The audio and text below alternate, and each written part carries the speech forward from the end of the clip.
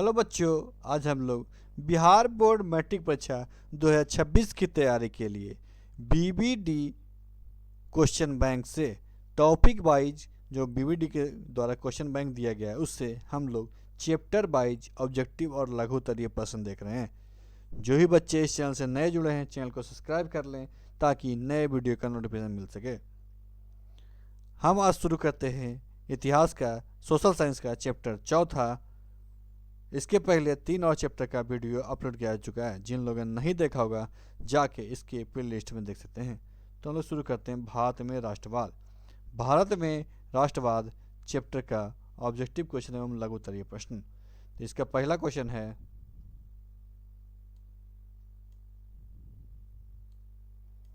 जालियांवाला बाग हत्याकांड।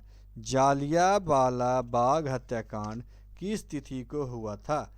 किस तिथि को हुआ था? जालियांवाला बाग हत्याकांड कब हुआ था? तो 13 अप्रैल 1919 को। कब हुआ था? 13 अप्रैल 1919 को। राष्ट्रीय स्वयंसेवक संघ की स्थापना कब और किसने की? राष्ट्रीय स्वयंसेवक संघ की स्थापना, राष्ट्रीय स्वयंसेवक संघ की स्थापना कब और किसने की? इसका आंसर होगा 19। राष्ट्रीय स्वयंसेवक संघ की स्थापना कब और किसने की? तो 1925 में केवी हेडगेवार। रंपा विद्रोह कब हुआ? रंपा विद्रोह, रंपा विद्रोह 1916 में। कब हुआ? 1916 में। भारतीय राष्ट्रीय कांग्रेस के पहले अध्यक्ष कौन थे? भारतीय राष्ट्रीय कांग्रेस के पहले अध्यक्ष कौन थे? इसका आंसर होगा व्योमेश चंद्र बनर्जी। कौन थे? व्योमेश चंद्र बनर्जी। वल्लभ भाई पटेल को सरदार की उपाधि किस किसान आंदोलन के दौरान दी गई? वल्लभ भाई पटेल को सरदार की उपाधि किस किसान आंदोलन के दौरान दी गई थी? इसका आंसर होगा बारदोली। असहयोग आंदोलन का प्रस्ताव कांग्रेस के किस अधिवेशन में पारित हुआ?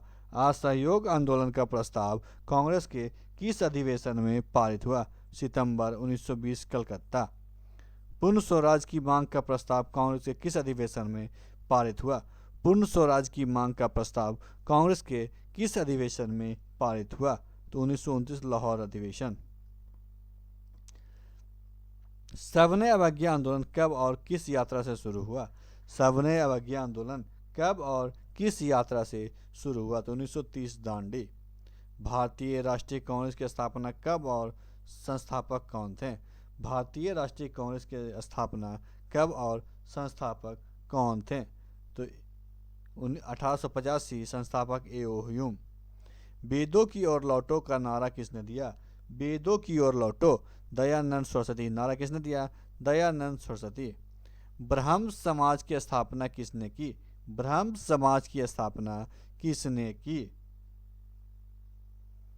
राजा राम मोहन राय ने। गांधी जी ने साबरमती आश्रम की स्थापना किस वर्ष की? गांधी जी ने साबरमती आश्रम की स्थापना किस वर्ष की? तो 1915। फूट डालो और राज करो की नीति किसने अपनाई? फूट डालो और राज करो की नीति किसने अपनाई? अंग्रेजों ने। सिपाही विद्रोह कब हुआ था? सिपाही विद्रोह कब हुआ था? तो 1857 ईस्वी। नमक कानून तोड़ने के लिए गांधी जी ने कौन सा स्थान चुना? नमक कानून तोड़ने के लिए गांधी जी ने कौन सा स्थान चुना? तो दांडी।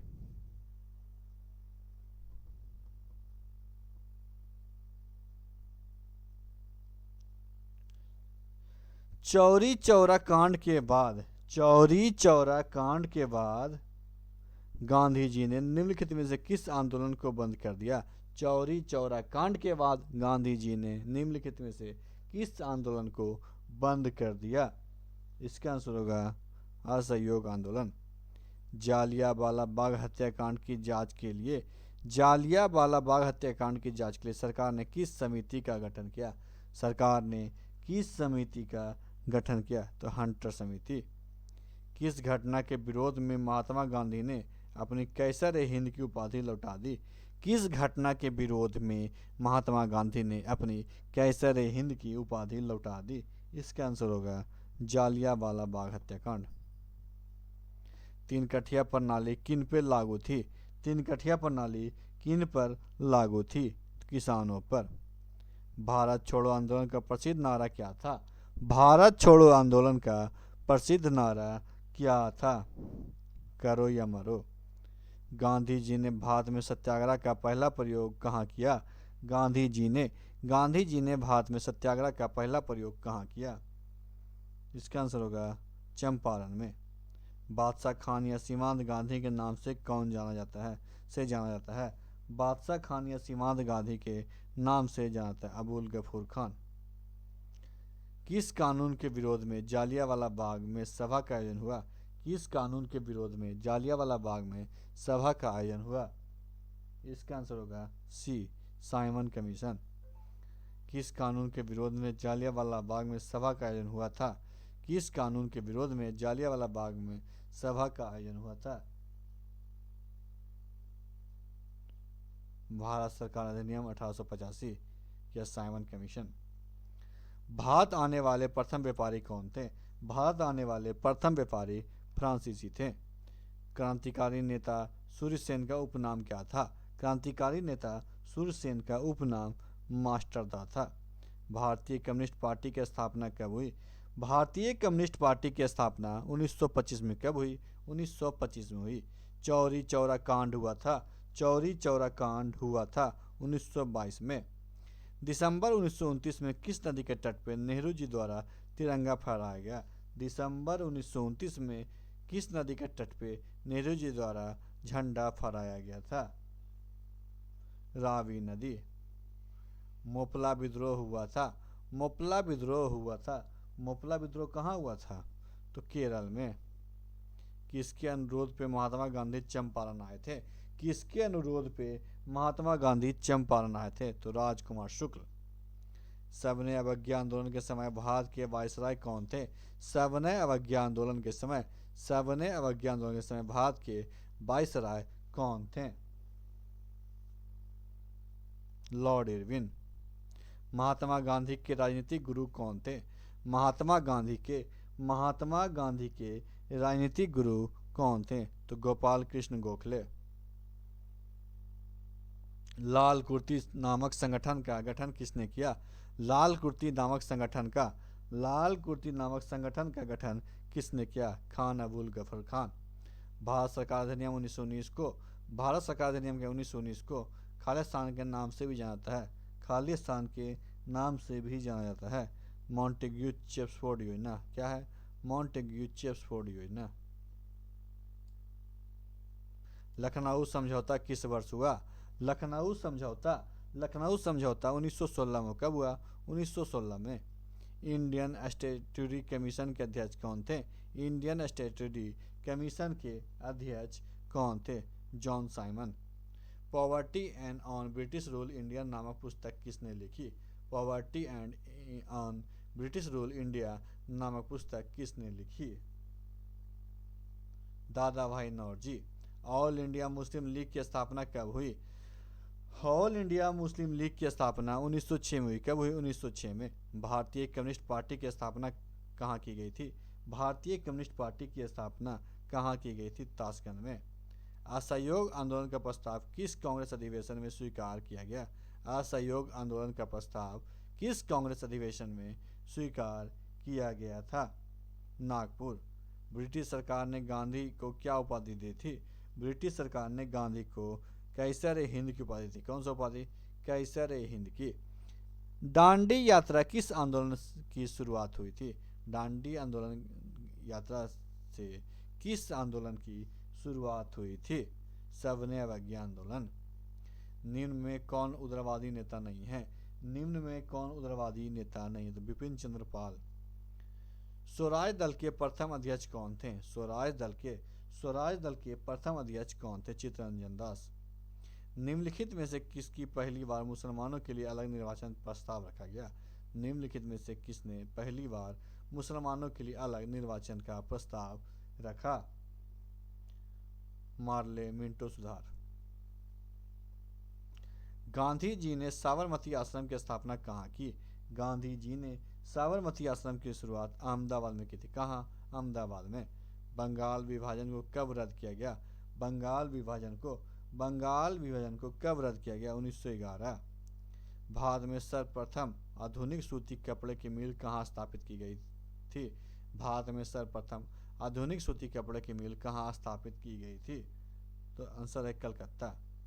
लाला हरदयाल ने निम्न में से किसकी स्थापना की? लाला हरदयाल ने निम्न में से किसकी स्थापना की?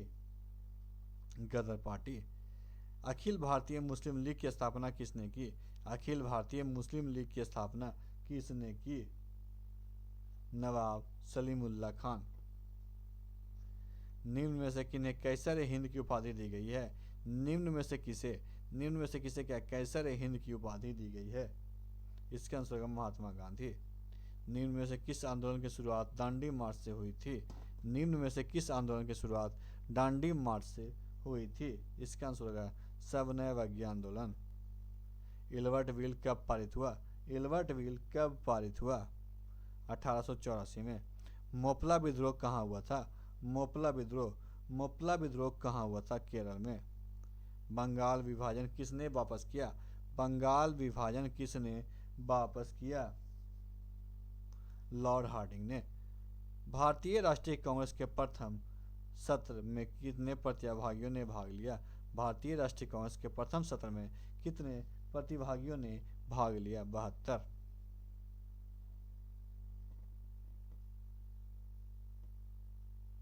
मास्टर दा किसका उपनाम था? मास्टर दा किसका उपनाम था? सूर्यसेन का। कलकत्ता कॉरपोरेशन एक्ट किसके शासनकाल में पारित हुआ? कलकत्ता कॉरपोरेशन एक्ट किसके शासनकाल में पारित हुआ? Lord Curzon. निम्न में से कौन भारतीय कांग्रेस के उदारवादी नेता नहीं है? निम्न में से क्या कौन भारतीय राष्ट्रीय कांग्रेस का उदारवादी नेता नहीं है? तो बाल गंगाधर तिलक। किस घटना के विरोध स्वरूप रविन्द्रनाथ टैगोर ने नाइटहुड की उपाधि त्याग दी? किस घटना के विरोध में? जालियांवाला बाग हत्याकांड। अब हम लोग इस चैप्टर का लघु उत्तरीय प्रश्न देखेंगे। भारतीय राष्ट्रीय कांग्रेस की स्थापना किन परिस्थितियों में हुई? भारतीय राष्ट्रीय कांग्रेस की स्थापना क्या है? किन परिस्थितियों में हुई? तो कालांतर में भारतीय राष्ट्रीय आंदोलन क्षेत्रीय स्तरों पर प्रतिदिन बढ़ता गया।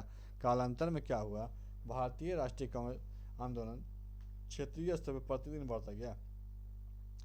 प्रारंभ यह आंदोलन शिक्षित मध्यम वर्ग तक रहा, परंतु आगे चलकर अनेक भारतीय वर्गों को सहानुभूति से इसे प्राप्त होने लगी।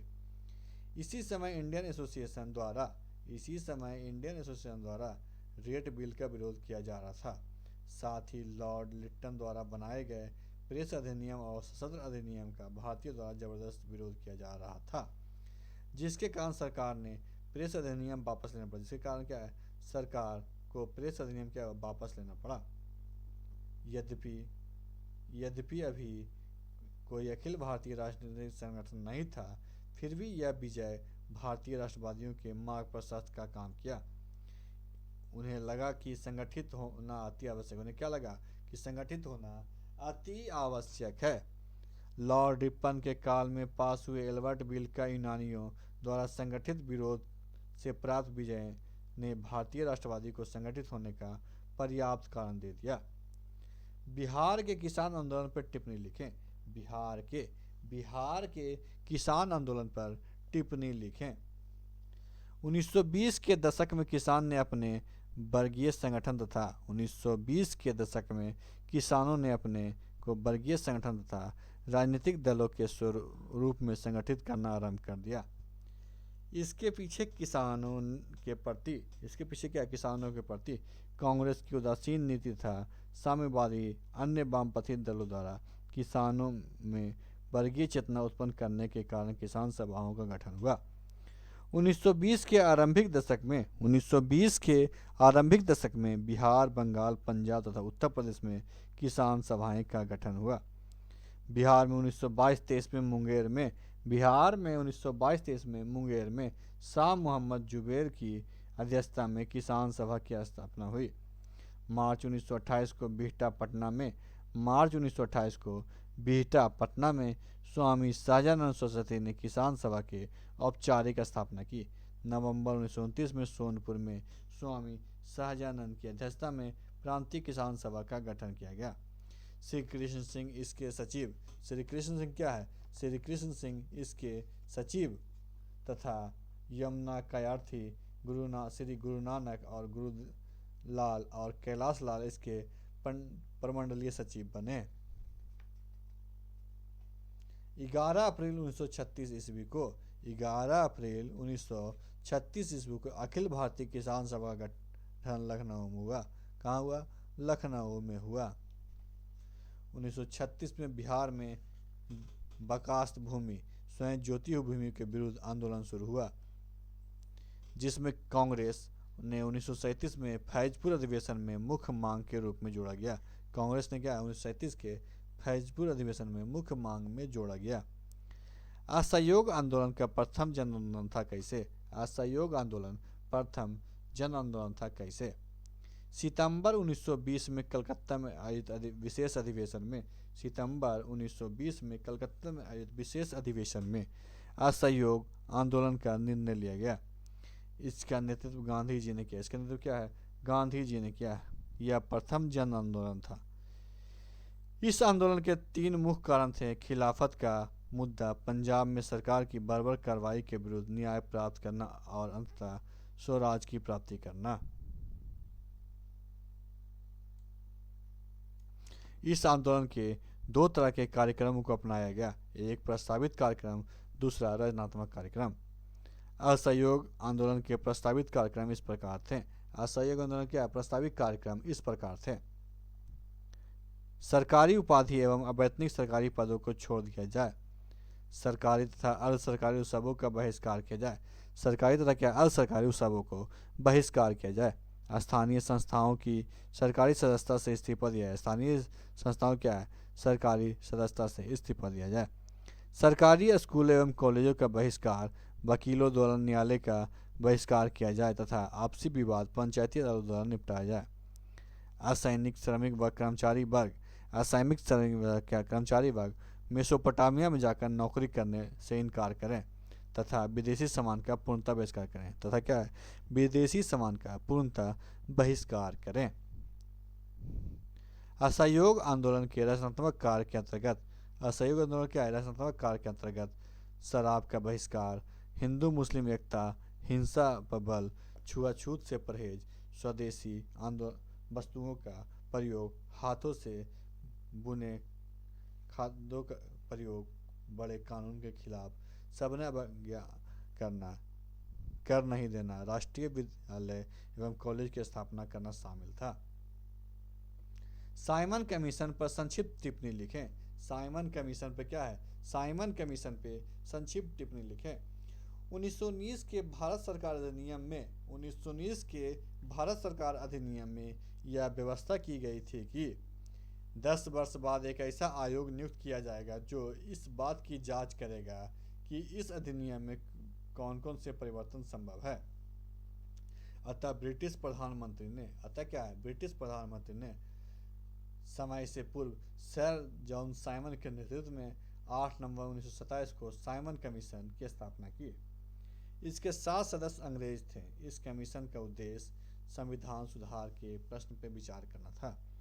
इस कमीशन में किसी भी भारतीयों को शामिल नहीं किया गया, जिसके कारण भारत में इस कमीशन का तीव्र विरोध हुआ। विरोध का एक और मुख्य कारण यह भी था कि भारत के स्वशासन के संबंध में निर्णय विदेशियों द्वारा किया जाना था। 3 फरवरी 1928 को बम्बई पहुंचने पर कमीशन का स्वागत हड़तालें, प्रदर्शनी और काले झंडे से हुआ तथा साइमन वापस जाओ के नारे लगाए गए। साइमन कमीशन की नियुक्ति से भारतीय दलों में व्याप्त आपसी फूट एवं मतभेद की स्थिति से उभरने राष्ट्रीय आंदोलन को उत्साहित करने में सहयोग मिला। भारत में राष्ट्रवाद के उदय के सामाजिक कारणों पर प्रकाश डालें। भारत में राष्ट्रवाद के उदय में क्या है सामाजिक कारणों पर प्रकाश डालें। 19वीं शताब्दी के धार्मिक सुधार, सामाजिक सुधार आंदोलन ने राष्ट्रवाद उत्पन्न करने में महत्वपूर्ण भूमिका अदा की।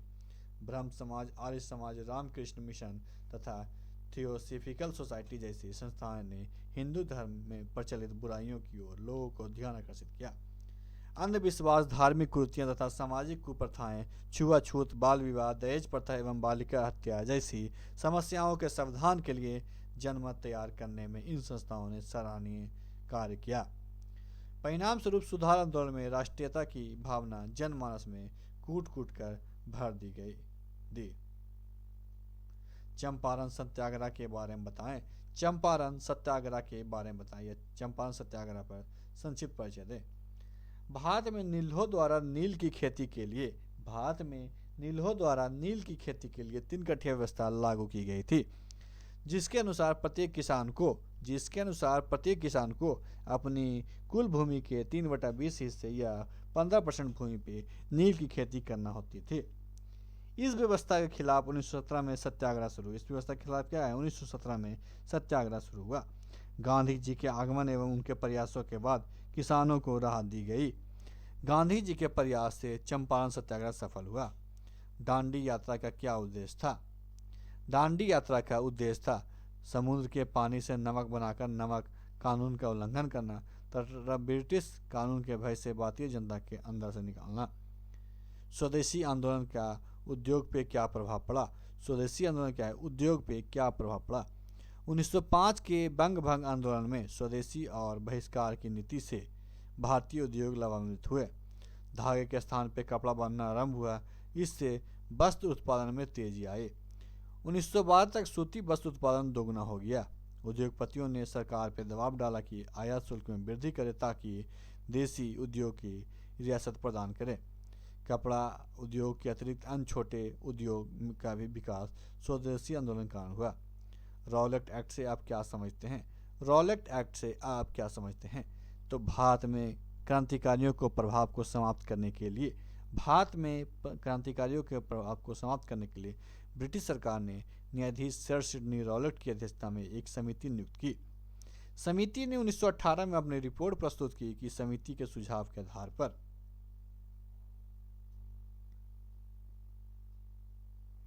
केंद्रीय विधानमंडल में फरवरी 1919 में 2 विधेयक लाए गए हैं। पारित होने के कारण इस विधेयक को रॉलेट एक्ट के नाम से जाना गया है।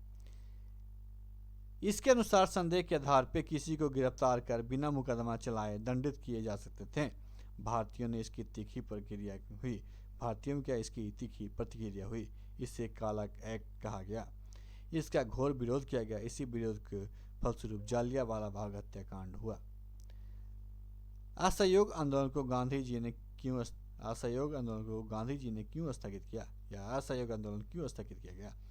तो 5 फरवरी 1922 को उत्तर प्रदेश के गोरखपुर जिले के चौरा चौरी में राजनीतिक जुलूस पर पुलिस द्वारा फायरिंग के विरोध में भीड़ ने थाने पर हमला कर दिया, जिसमें 22 पुलिसकर्मी की जान चली गई। अतः आंदोलन के हिंसक हो जाने के कारण 22 फरवरी 1922 को गांधी जी ने आंदोलन वापस ले लिया। भारतीय राष्ट्रीय कांग्रेस की स्थापना कब और कहाँ हुई? तो भारतीय राष्ट्रीय कांग्रेस की स्थापना 28 दिसंबर 1885 को मुंबई के गोकुलदास तेजपाल संस्कृत कॉलेज में हुई थी। खिलाफत आंदोलन क्यों हुआ? तुर्की के सुलेमान को खलीफा कहा जाता था। तुर्की के सुलेमान को क्या खलीफा कहा जाता था या इस्लामिक संसार का मालिक माना जाता है? इस्लामिक संसार का क्या है? मालिक माना जाता है। प्रथम विश्व युद्ध में इंग्लैंड के हाथों में जब तुर्की की पराजय हुई तो तुर्की के सुल्तान को सत्ता से हटा दिया गया। भारतीय मुसलमानों ने इसी का विरोध किया। इसे खिलाफत आंदोलन कहते हैं। इसे क्या है? खिलाफत आंदोलन कहते हैं। राष्ट्रवाद के उदय में धर्म सुधार आंदोलन की क्या भूमिका है? राष्ट्रवाद के उदय में क्या है? धर्म सुधार आंदोलन की क्या भूमिका है? धर्म सुधार आंदोलन के भारतीय नेताओं ने राष्ट्रवादी भावनाओं से राष्ट्रवादी आंदोलन से प्रभावित होकर राष्ट्रीय आंदोलन को अपना समर्थन दिया। राजा राम मोहन राय अंतर्राष्ट्रीय के समर्थन बन गए। उन्होंने 1821 के नेपल्स की क्रांति की विफलता पर निराशा प्रकट की और 1823 के स्पेनिश आंदोलन की सफलता पर हर्ष प्रकट किया। 1857 के विरोध के बाद भारतीयों में राष्ट्रीयता की भावना सबल हुई।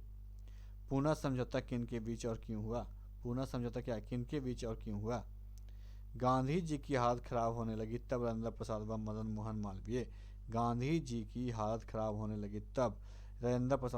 मोहन मालवीय के प्रयासों से 24 सितंबर 1932 को गांधी जी और अम्बेडकर के मध्य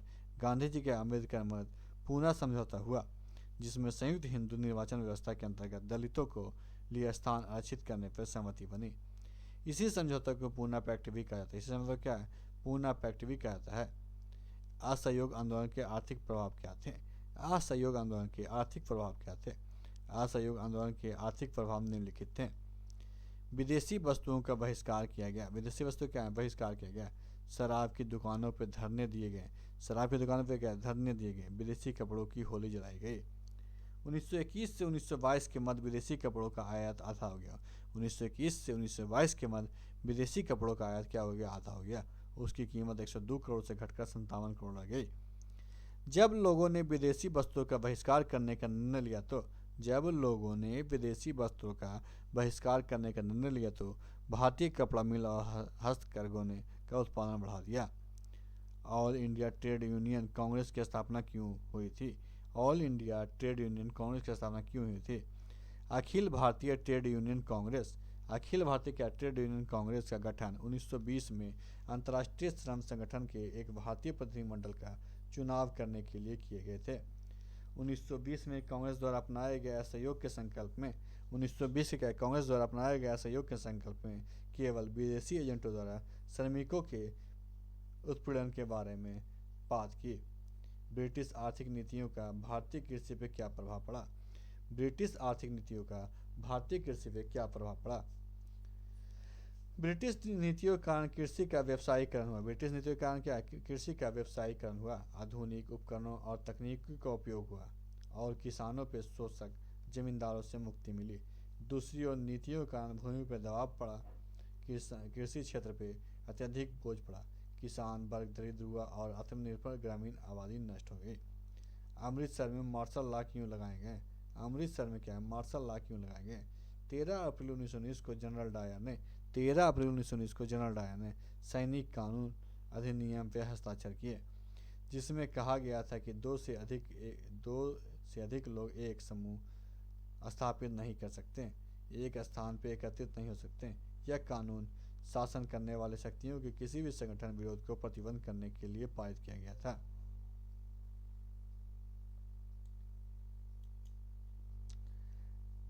प्रथम विश्व युद्ध का ब्रिटिश उद्योग पे क्या प्रभाव पड़ा? प्रथम विश्व युद्ध का क्या है? ब्रिटिश उद्योग पे क्या प्रभाव पड़ा? युद्ध के बाद भारतीय बाजारों में अपनी वर्चस्व स्थिति को प्राप्त करना ब्रिटिश के लिए मुश्किल हो गया। ब्रिटिश को विश्व स्तर पर अपना जापान से भी मुकाबला करना पड़ा। अमेरिका से लिए गए कर्ज की वजह से ब्रिटेन युद्ध के बाद भारी विदेशी कर्ज से डूब गया। युद्ध के कारण आया आर्थिक उछाल जब शांत होने लगा तो उत्पाद गिरने लगा और बेरोजगारी बढ़ने लगी। इसी समय सरकार ने भारी भरकम युद्ध संबंधी में कटौती आरंभ कर दी ताकि शांतिकालीन करों के कारण उनकी भरपाई की जा सके। इन प्रयासों से रोजगार भारी मात्रा में समाप्त हो गए। रॉलेट एक्ट लोगों को क्या प्रक्रिया थी? रॉलेट एक्ट पर लोगों की क्या प्रक्रिया थी? रॉलेट एक्ट 1919 के गवर्नमेंट ऑफ इंडिया एक्ट में दी गई थी। रॉलेट एक्ट 1919 के गवर्नमेंट ऑफ इंडिया एक्ट में दी गई रियासतों के कांग्रेस असंतुष्ट थे और समस्त भारत में निराशा का वातावरण छाया हुआ था। सरकार को डर था कि अवश्य कोई नया आंदोलन प्रारंभ होगा। इस एक्ट के अनुसार सरकार किसी व्यक्ति को बिना अभियान चलाए अनिश्चित समय के लिए बंद कर सकती थी। इससे अपील, दलील और वकील करने का कोई अधिकार नहीं था। इस एक्ट के विरोध में भारतीय एक साथ खड़ा हो गए। उन्होंने इसे काले बिल का नाम दिया। यह राष्ट्रीय सम्मान ऐसा धब्बा था जिसे भारतीय के लिए सराहना बड़ा कठिन था। ऐसे कठिन समय में महात्मा गांधी ने राष्ट्रीय आंदोलन की बागडोर संभाली और नवीन कार्यक्रम और कार्यविधि प्रदान की। उन्होंने इस एक्ट के विरोध में सत्य और अहिंसा के आधार पर सत्याग्रह शुरू किया। दिल्ली में एक भीड़ पे पुलिस ने गोली चला दी, जिससे 5 व्यक्ति मारे गए, 20 घायल हुए। इसके विरोध में बड़े बड़े शहरों में हड़ताल हुई और दुकानें बंद कर दी गई। अनेक लोगों ने सरकार ने पकड़कर जेल में डाल दिया। महात्मा गांधी ने भी जब वास्तविक स्थिति का अध्ययन करने के लिए दिल्ली और पंजाब जाने का प्रयत्न किया तो उन्हें भी पकड़ लिया गया। तो आज की वीडियो में समाप्त करते हैं। नेक्स्ट वीडियो में हम लोग चैप्टर 5 अर्थव्यवस्था और आजीविका के ऑब्जेक्टिव और लघु उत्तरीय प्रश्न पढ़ेंगे। तो आज की वीडियो में समाप्त करते हैं। वीडियो अच्छा लगा वीडियो को लाइक कीजिएगा, दोस्तों का शेयर कीजिएगा और हमारे चैनल को भी सब्सक्राइब कीजिएगा। वीडियो देखने के लिए आपका धन्यवाद।